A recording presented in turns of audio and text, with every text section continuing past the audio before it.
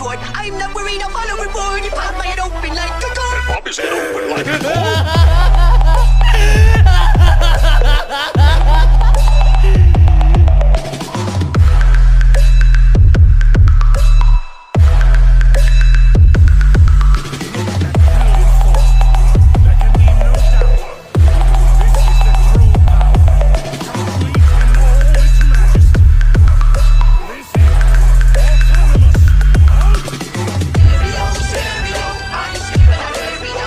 इस एपिसोड की स्टार्टिंग में हम देखते हैं रेडिट्स को। यहाँ पर जो रेडिट्स है वो काफ़ी ज़्यादा अजीब व गरीब डिसीजंस को ले रहा था।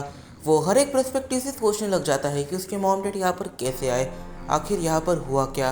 कि तभी वो यहाँ पर एक चीज़ को काफ़ी ज़्यादा तेज़ी से सेंस करता है, और वो चीज़ ये थी कि उसके सामने कोई गॉड नहीं बल्कि एक डीमन है। अभी तक उस रेड हेयर कैरेक्टर ने अपने पास्ट को, अपनी इंफॉर्मेशन को रिवील नहीं किया था, और इस चीज़ को सेंस करने के बाद रेडिट्स एकदम से डरता है। कि तभी गोकू को रेडिट्स के अंदर कुछ वाइब्रेशंस फील होती है। गोकू इस पॉइंट पर रेडिट्स से पूछता है कि आखिर तुम्हें हुआ क्या।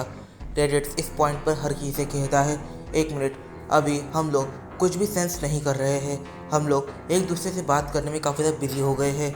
अब एक बारी इसकी एनर्जी की को सेंस करने की कोशिश करो। तुम इसकी एनर्जी की को सेंस कैसे करते हो मुझे बताना। गोकू जैसे ही ये चीज़ सेंस करता है कि इसकी एनर्जी की डिवाइन ना होकर डेमोनिक है, वो एकदम से पीछे होता है और वो हर ये से कहता है, पीछे हो जाओ, इसकी एनर्जी की डेमोनिक है। वेजिटा, टर्लस और रेडिट्स ये तीनों ही अपनी मैक्स ट्रांसफॉर्मेशन के अंदर चले जाते हैं। अपनी स्ट्रॉन्गेस्ट ट्रांसफॉर्मेशन में जाने के पीछे काफ़ी बड़ा रीज़न बन चुका है। वो लोग एकदम से रेड हेयर कैरेक्टर के ऊपर अटैक कर देते हैं, बट वो उनके सारे अटैक्स को काफ़ी ज़्यादा ईजीली डॉज कर रही थी। इस पॉइंट पर जो गोकू है वो काफ़ी पीसफुली सारी चीज़ों को देख रहा था। वो बैटल में इंटरफेयर नहीं करता क्योंकि उसे इस लोकेशन से बाहर जाने का रास्ता खोजना था।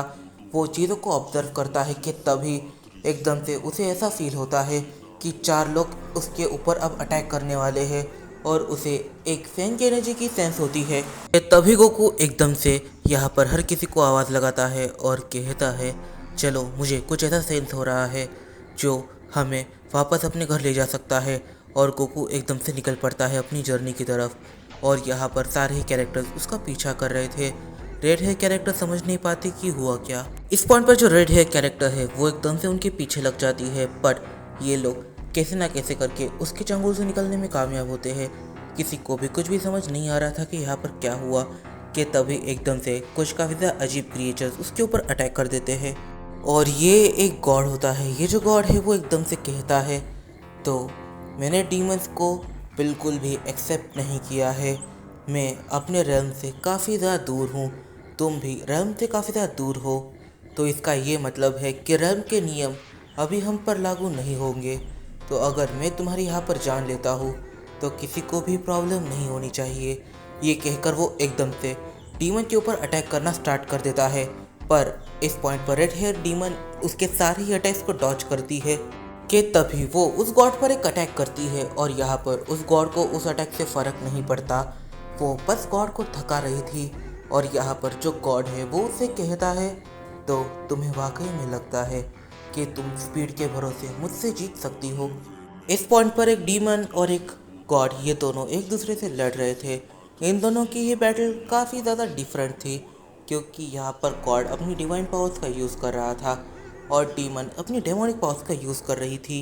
तभी गोकू न जाने क्यों वहाँ पर आ जाता है, और इस पॉइंट पर वो जो मिस्ट्रियस गॉड था वो गोकू को देखते ही एकदम से शॉक करता है, पैनिक करके वहाँ से भागने की कोशिश में लग जाता है।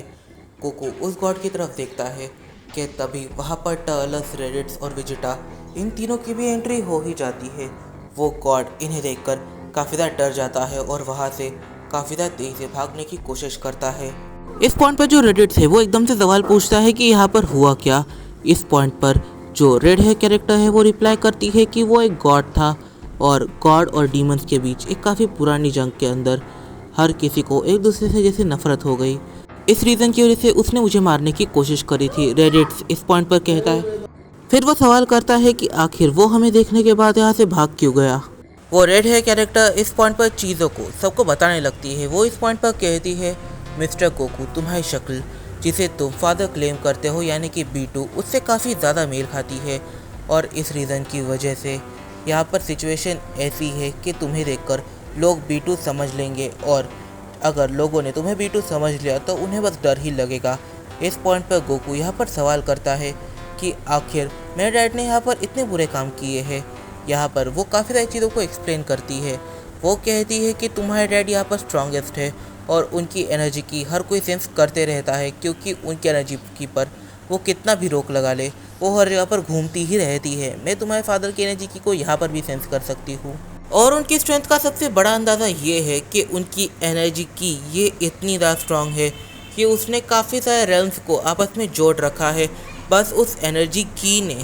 देखकर शौक लगा कि तुम में से 38% लोगों ने मुझे अभी तक सब्सक्राइब नहीं किया है, तो मेरी वीडियो को अप्रिशिएट करने के लिए कम से कम एक लाइक ज़रूर कर देना।